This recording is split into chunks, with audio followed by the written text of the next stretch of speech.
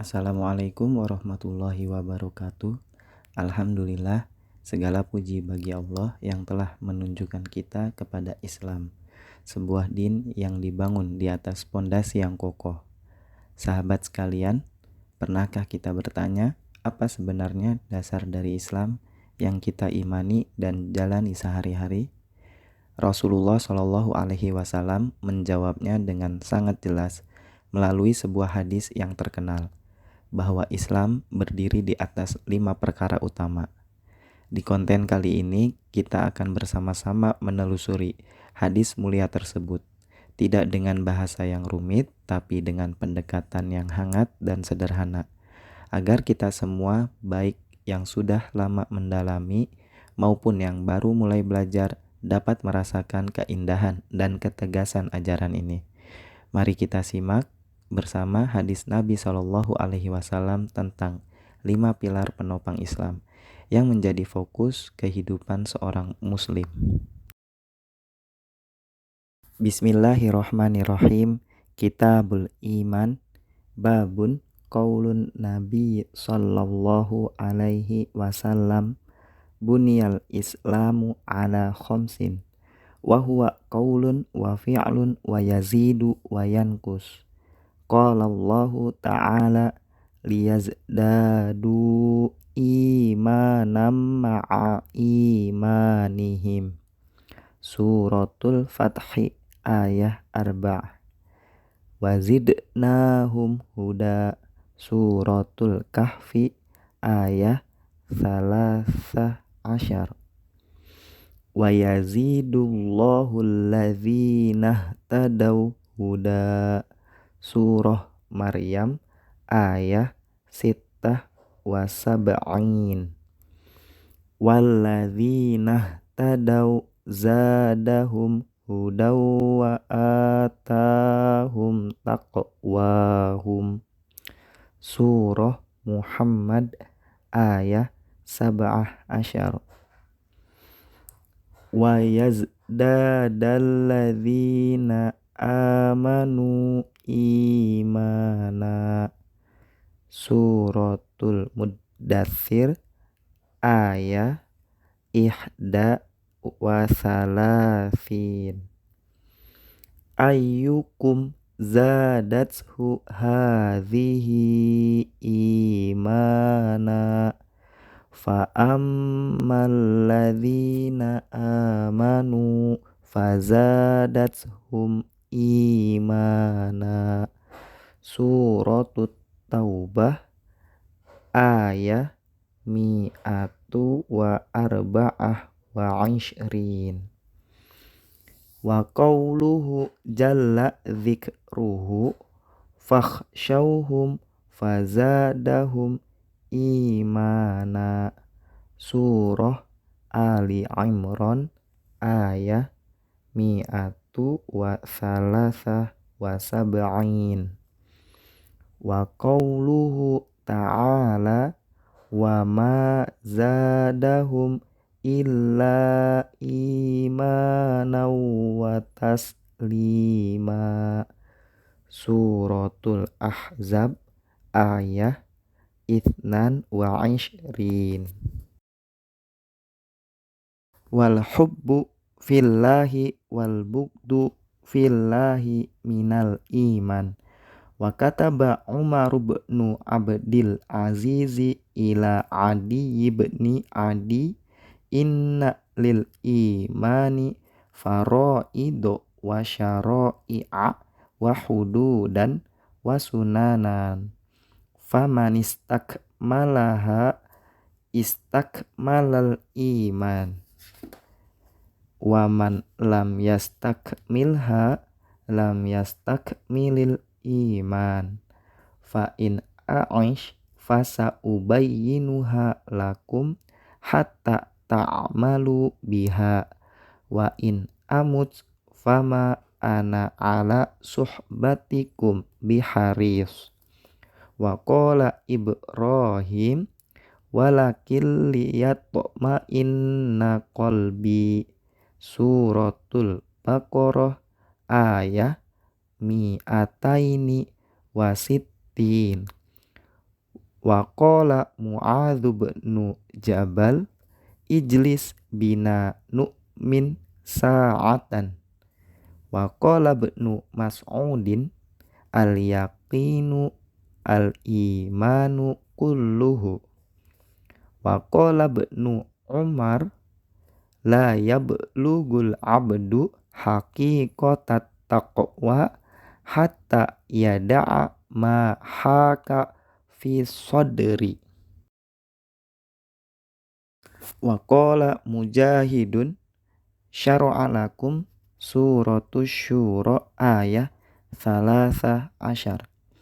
Awsaynaka ya Muhammadu wa iyyahu dinan wahida. Wa qala ibnu Abbasin syir'atau wa minhaja suratul Maidah ayah 8 wa arba'in. Sabilan wa sunnatan. Dan ia, iman, terdiri atas perkataan dan perbuatan, bisa bertambah dan bisa berkurang. Allah Subhanahu wa Ta'ala berfirman, untuk menambah keimanan atas keimanan mereka yang telah ada. Surat Al-Fat ayat 4. Dan kami tambahkan petunjuk kepada mereka. Surat Al-Kahfi ayat 13. Dan Allah akan menambah petunjuk kepada mereka yang telah mendapat petunjuk. Surat Maryam ayat 76. Dan orang-orang yang mendapat petunjuk, Allah akan menambah petunjuk kepada mereka dan menganugerahi ketakwaan mereka. Surat Muhammad ayat 17. Agar orang yang beriman bertambah imannya. Surat Al-Muddathir ayat 31. Dan firman Allah Subhanahu wa Ta'ala, siapakah di antara kamu yang bertambah imannya dengan turunnya surat ini? Adapun orang-orang yang beriman, maka surat ini menambah imannya. Surat At-Taubah ayat 124. Karena itu takutlah kepada mereka. Ternyata ucapan itu menambah kuat iman mereka. Surat Ali Imran ayat 173. Dan firman Allah, dan yang demikian itu menambah keimanan dan keislaman mereka. Surat Al-Ahzab ayat 22.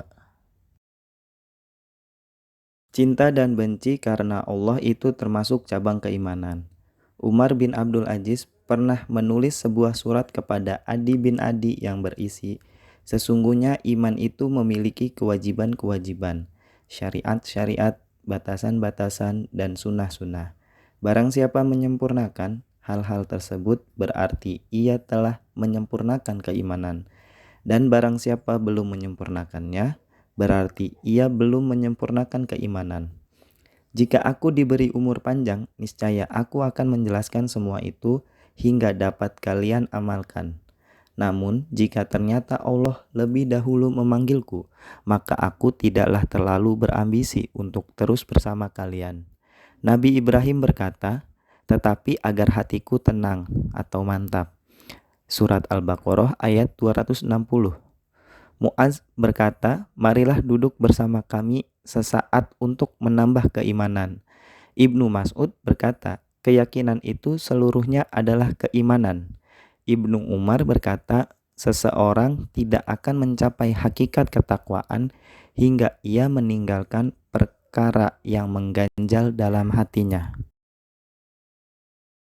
Mujahid berkata, firman Allah, dia telah mensyariatkan bagi kamu Surat Asy-Syura ayat 13, yakni kami telah mewasiatkan agama yang satu kepadamu, hai Muhammad, dan juga kepadanya. Tentang firman Allah Subhanahu wa Ta'ala, aturan dan jalan yang terang, Surat Al-Maidah ayat 48. Ibnu Abbas radhiyallahu anhuma menafsirkan jalan dan sunnah. Syarah judul bab, perkataan Bismillahirrohmanirrohim, Kitabul Iman, dengan nama Allah yang Maha Pengasih lagi Maha Penyayang. Kata kitab bermakna himpunan dan berasal dari akar kata kataba yang berarti menggabungkan, sehingga istilah kitab merujuk pada kumpulan bab dan pasal yang membahas suatu tema. Penggabungan huruf secara nyata disebut hakiki, sedangkan penggabungan makna disebut majazi. Kata albab, bab, secara hakikat berarti pintu masuk, dan secara majazi digunakan untuk menyebut jalan memahami suatu makna. Secara bahasa berarti pembenaran, tasdik. Sedangkan menurut istilah syariat adalah membenarkan ajaran yang dibawa Rasul dari Allah. Ulama sepakat atas definisi ini, namun berbeda pendapat apakah iman cukup dengan pembenaran hati atau harus disertai pengakuan lisan dan amal perbuatan. Sebagaimana ulama mengaitkan iman dengan kata aman, namun pendapat ini dinilai lemah kecuali jika ditinjau secara majazi. Al-Bukhari memulai kitab dengan kitab iman setelah basmalah, tetapi terdapat perbedaan riwayat tentang letak basmalah, apakah sebelum kata kitab atau sesudahnya. Sebagaimana riwayat menempatkan basmalah di awal, sedangkan riwayat yang umum ditemukan menempatkannya sebelum bab. Dengan analogi bahwa bab-bab setelah kata kitab seperti nama surah dalam mushaf dan hadis-hadis setelah basmalah seperti ayat-ayat yang diawali basmalah. Perkataan babun qaulun Nabi sallallahu alaihi wasallam buniyal islamu ala khamsin. Bab sabda Nabi sallallahu alaihi wasallam, Islam dibangun di atas 5 dasar, merujuk pada hadis tentang 5 rukun Islam. Dalam riwayat Al-Asili, kata bab tidak disebutkan dan hadis ditulis lengkap. Imam Al-Bukhari hanya menampilkan potongan awal hadis sebagai judul bab. Pemenggalan ini merupakan metode penamaan dengan sebagian isi hadis untuk menunjukkan bahwa pembahasan bab terkait hadis lengkap. Islam dibangun di atas 5 dasar. Perkataan wahuwa dan ia maksudnya iman. Perkataan qaulun wa fi'lun wa yazidu wa yankus terdiri atas perkataan dan perbuatan, bisa bertambah dan bisa berkurang. Iman menurut ulama salaf mencakup perkataan, syahadah, keyakinan hati, dan amalan. Mereka menegaskan bahwa iman dapat bertambah dengan ketaatan dan berkurang karena maksiat, sebagaimana ditegaskan dalam Al-Quran, Quran Surat Al-Mudathir ayat 31. Dan ijma' para ulama. Perbedaan pendapat, salaf berpendapat amal adalah syarat kesempurnaan iman. Pendapat Murji'ah, iman cukup dengan keyakinan dan ucapan. Menurut Karamiyah, iman hanya ucapan lisan. Sedangkan Mu'tazilah, iman mencakup amal, ucapan, dan keyakinan, namun menjadikan amal syarat sah iman. Dalam hukum dunia, Islam seseorang sah dengan syahadat, meskipun amal menentukan kesempurnaan iman. Orang fasik tidak otomatis kafir kecuali ada perbuatan yang jelas kufur. Mu'tazilah menganggap orang fasik berada pada posisi antara iman dan kufur. Mayoritas ahli kalam menolak konsep iman bertambah berkurang. Tetapi pendapat kuat An-Nawawi menyatakan iman memang bertingkat sesuai kekuatan keyakinan dan amal, sehingga keimanan Abu Bakar lebih tinggi karena bebas dari keraguan. Pandangan ini didukung oleh banyak imam ahlus sunnah seperti Asy-Syafi'i, Ahmad bin Hanbal, dan Al-Bukhari. Perkataan wal hubbu fillahi wal bugdu fillahi minal iman, cinta karena Allah dan benci karena Allah termasuk cabang keimanan. Hadis-hadis Nabi menegaskan bahwa mencintai dan membenci karena Allah termasuk cabang keimanan dan merupakan amal yang utama. Dalam riwayat Abu Daud disebutkan amal paling utama adalah cinta karena Allah dan benci karena Allah. Riwayat Abu Umamah dan Muaz bin Anas menambahkan, siapa yang mencintai, membenci, memberi, dan menahan karena Allah, maka ia telah menyempurnakan imannya. Bahkan dalam sebagian riwayat terdapat tambahan tentang memberi nasihat dan berzikir karena Allah. Riwayat lain menegaskan bahwa seorang hamba tidak akan merasakan kejelasan iman hingga ia mencintai dan membenci karena Allah, dan bahwa ikatan iman yang paling kokoh adalah cinta dan benci karena Allah. Imam Al-Bukhari juga meriwayatkan hadis, tanda iman adalah mencintai kaum Ansor, sebagai dalil bahwa iman dapat bertambah dan berkurang karena kadar cinta dan benci dalam hati seorang mukmin berbeda-beda. Perkataan wa kataba Umar bin Abdul Aziz ila Adi bin Adi. Umar bin Abdul Aziz pernah menulis sebuah surat kepada Adi bin Adi. Nama lengkapnya adalah Adi bin Umairah Al-Kindi, seorang tabi'in sekaligus putra sahabat Nabi yang saat itu menjabat sebagai pejabat wilayah Jazirah. Surat tersebut berisi penjelasan bahwa iman memiliki kewajiban dan syariat tertentu. Riwayat ini disebutkan secara mu'allaq oleh Al-Bukhari, namun diriwayatkan secara mausul oleh Imam Ahmad bin Hanbal dan Abu Bakar bin Abi Syaibah dalam kitab Al-Iman melalui jalur Isa bin Asim yang meriwayatkan dari Adi bin Adi tentang isi surat tersebut. Perkataan inna lil imani faraidho, sesungguhnya iman itu memiliki kewajiban-kewajiban, tercantum dalam mayoritas riwayat dengan menggunakan kata bantu lam, di mana kata faraidho berstatus sebagai isim inna. Dalam riwayat Ibnu Asakir disebutkan redaksi berbeda. Sesungguhnya iman itu mencakup kewajiban-kewajiban. Dengan kata al-iman sebagai isim inna dan faraidu sebagai khobar inna.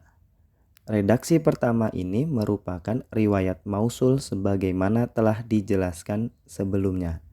Perkataan faraidu, kewajiban-kewajiban, yakni amal-amal yang wajib hukumnya, dan wasyara'i'a, syariat-syariat, yakni perkara-perkara akidah, serta wahudu dan batasan-batasan yaitu larangan-larangan.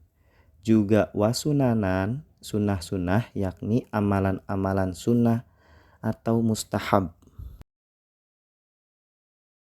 Perkataan fa'in a'ish fasaubayyinuha, jika aku diberi umur panjang, niscaya aku akan menjelaskan semua itu, menunjukkan bahwa Umar bin Abdul Aziz bermaksud menjelaskan rincian kewajiban iman, bukan pokoknya, karena pokok keimanan sudah diketahui secara umum. Athar ini juga menjadi dalil bolehnya menunda penjelasan ketika tidak ada kebutuhan mendesak.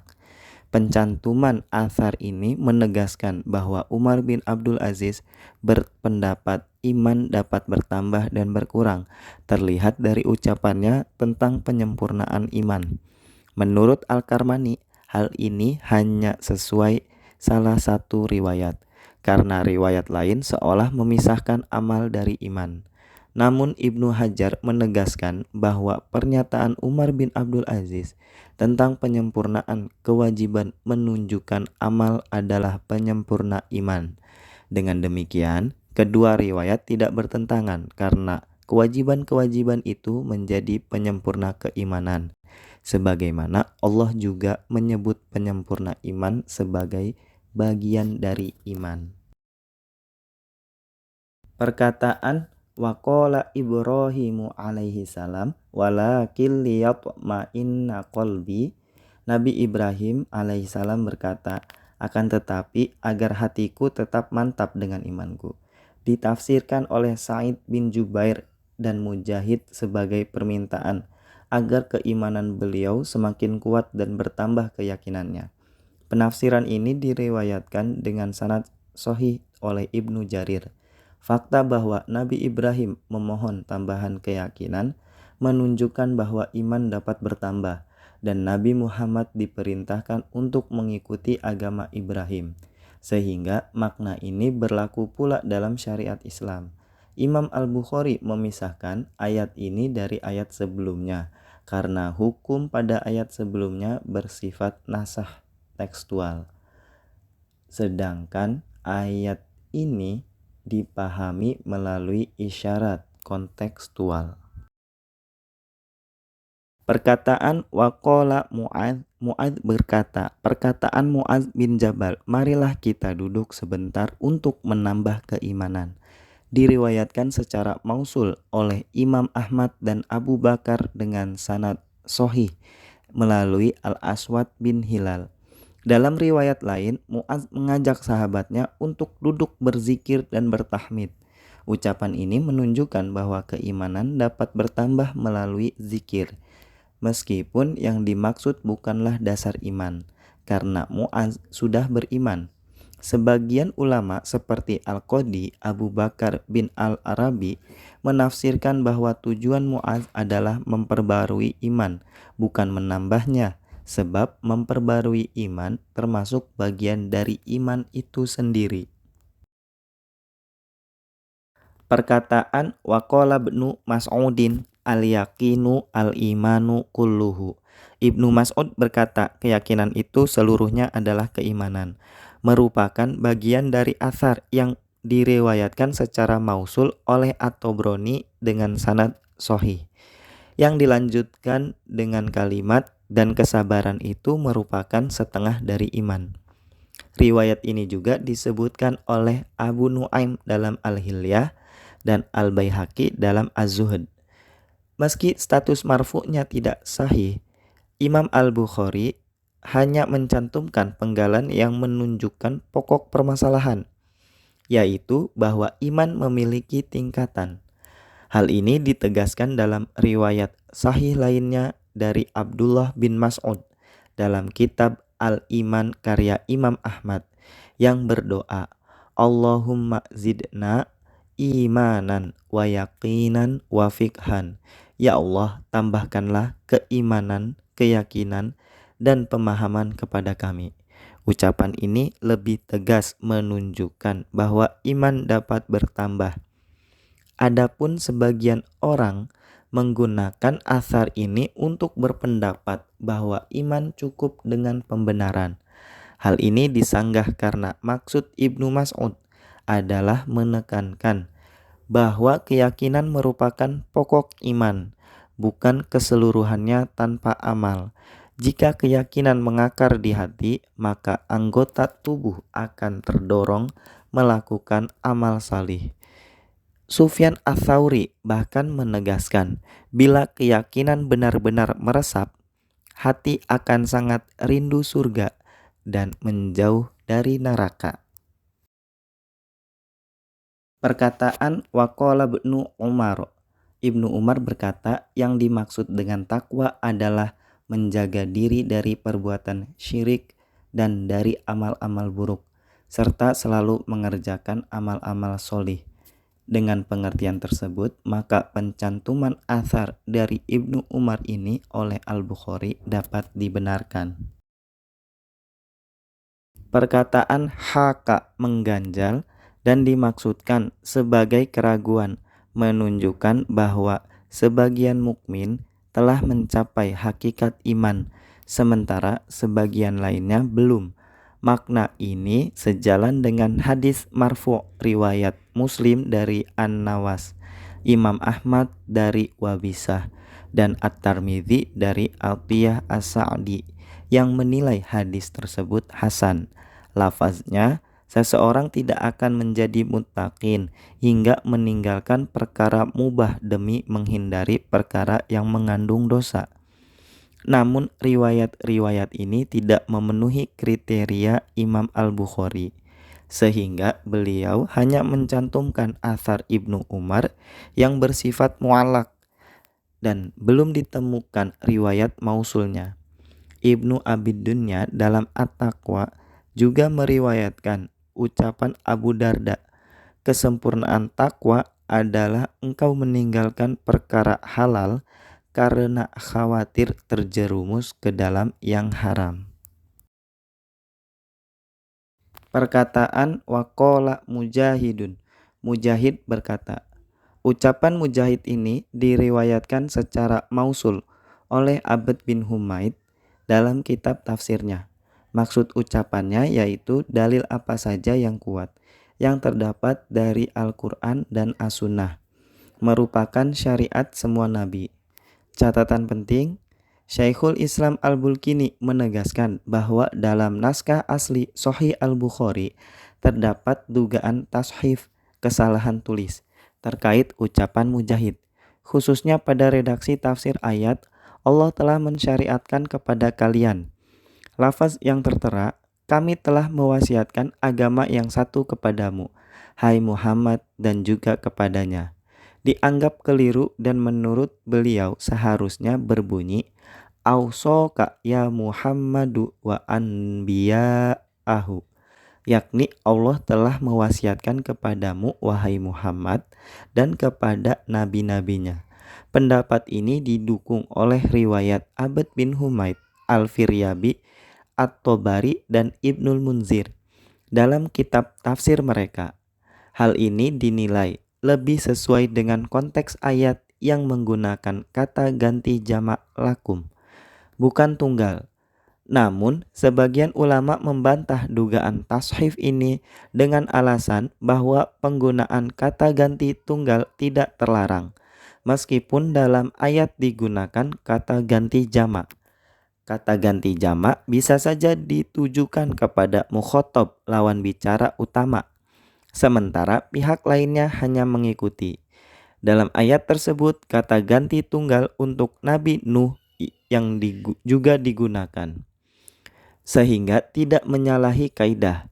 Perbedaan antara lafaz ayat dan tafsir biasanya terjadi karena Imam Al-Bukhari hanya menukil makna, bukan teks persisnya. Selain itu, ayat, padahal mereka hanya diperintah menyembah Allah dengan ikhlas menaatinya semata-mata karena menjalankan agama, serta melaksanakan sholat dan menunaikan zakat.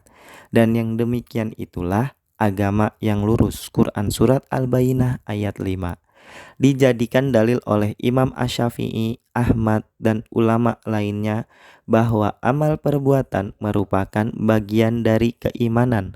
Bahkan Imam Asy-Syafi'i menegaskan tidak ada dalil lain yang lebih kuat selain ayat ini, sebagaimana diriwayatkan oleh Al-Khalal dalam kitab As-Sunnah. Perkataan waqala Ibnu Abbasin. Ibnu Abbas berkata, Ibnu Abbas menafsirkan kata al-minhaj sebagai jalan yang nyata, sedangkan asyirah dan syariat memiliki makna yang sama, yakni ketetapan hukum yang diturunkan Allah. Kata syara'a menetapkan syariat sepadan dengan sanna menetapkan sunnah.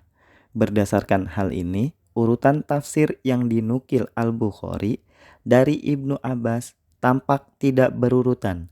Jika muncul pertanyaan mengapa penafsiran tersebut seolah menunjukkan perbedaan antara syariat dan minhaj, sedangkan penjelasan sebelumnya menegaskan persamaan, jawabannya adalah dalam masalah ushuluddin, pokok agama, tidak ada perbedaan antara para nabi.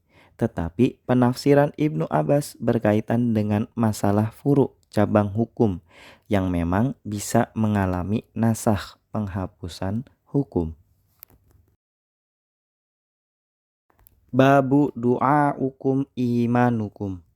Haddatsana Ubaidullah bin Musa qala akhbarana Hanzalatu bin Abi Sufyan an Ikrimata bin Khalid an ibni Umar radhiyallahu anhuma qala Rasulullah sallallahu alaihi wasallam buniyal islamu ala khamsin syahadati alla ilaha illallahu wa anna muhammadan rasulullah wa iqamis sholati wa itaiz zakati wal haji wa saumi ramadan.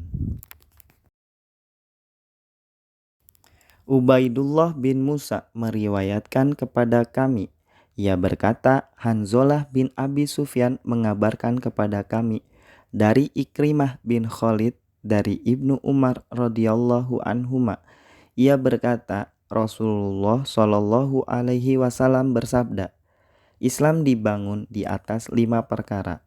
1. Syahadat la ilaha illallah wa anna muhammadar rasulullah.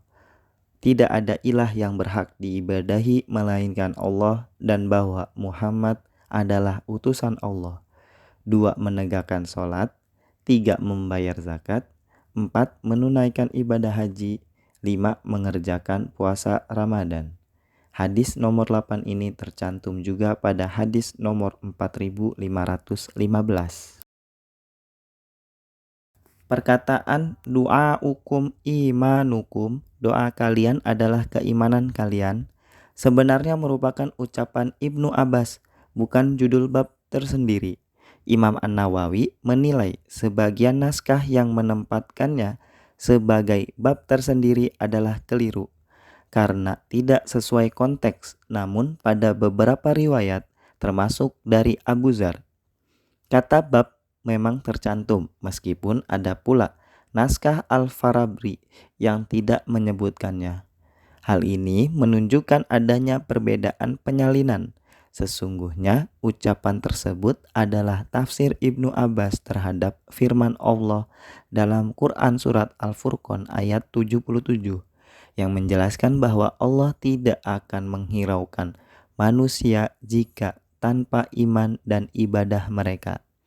Imam Al-Bukhari menjadikannya dalil bahwa doa adalah bagian dari amal dan amal termasuk keimanan. Penafsiran ini menegaskan bahwa doa dapat dimaknai sebagai ibadah, seruan para rasul untuk beriman maupun bentuk ketaatan. Hal tersebut sejalan dengan hadis riwayat An-Nu'man bin Bashir radhiyallahu anhu. Sesungguhnya doa itu adalah ibadah.